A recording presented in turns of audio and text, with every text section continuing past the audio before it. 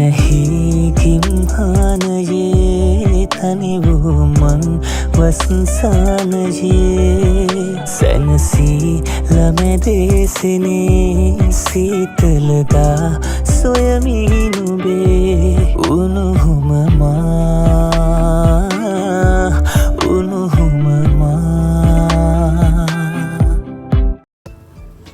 Hi කොහොමද ඉතින් ඔයාලට අලුත් අවුරුද්දෙන් පස්සේ ගෙන පළවෙනි vlog එක තමයි මේක.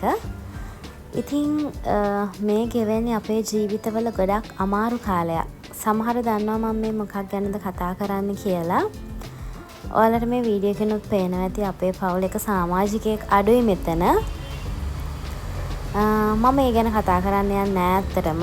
මොකද හරිම අමාරු කාලයක් මේ ගෙවෙන්නේ. ඉතින් හරි අමාරුවෙන් අපි අපේ හිත හදාගෙන මේ විදියට අපේ වැඩ ඔක්කොම මේ ටිකේ හිර වෙලා තියෙන්නේ. අපිට වැඩක් කරගන්නවත් හොඳ මානසිකත්වයක් නැහැ. හැබැයි ඉතින් අපි ආපහු අපේ සුපුරුදු ජීවිතයට එන්න ඕනේ.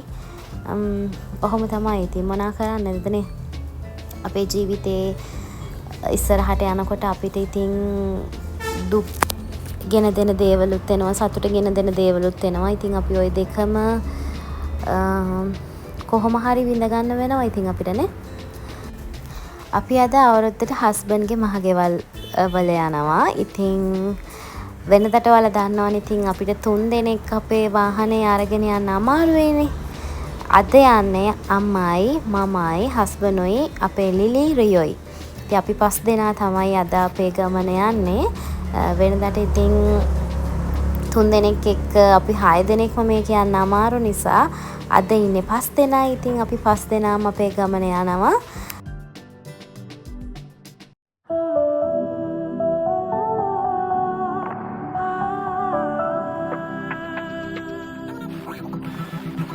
අතහැරෙනා යලි නැගෙනා නුඹ අයිති කරන් මගේ සිනහා මග හරිනා මොහොතේ යලි දැනෙනා ඔය හිත යට ඇති පොඩි මතක කතා හිනහි ගිම්හානයේ තනි වූ මං වසන්සානයේ සැනසී ළමැදේසිනේ සීතලදා සොයමී නුබේ උණුහුම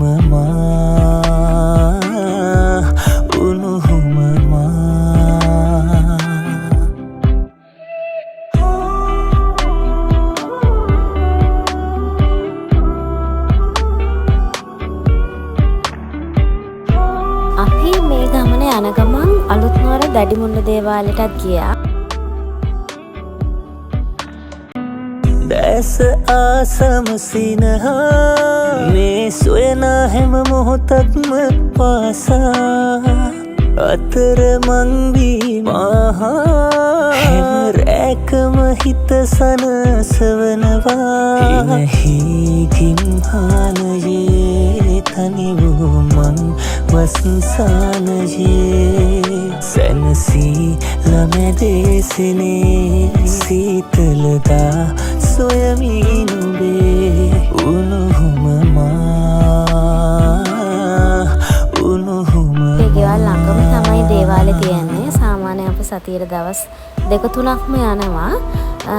ඉතින් මේ දවසෙත් අපිට දේවාලේ යන්න උවමනාවක් තිබුණා. ඉතින් මම අම්මත් එක්ක මේ දෙන්නම තියන් ඉන්නකම් හස්බන්ඩ් ගිහින් එන්න ගියා දේවාලෙට. මගේ නොවූ නුඹ සොයලා හිනහෙන්න ඉඩක් නැති වෙලා හිතම නුඹ ළඟ රැඳිලා නුඹ කාගේ දෝ පපුවක සැනසිලා හිනහි ගිම්හානයේ තනි වූ මං වසන්සානයේ සැනසී ළමැදේසිනේ සීතලදා සොයමී නුබේ උණුහුම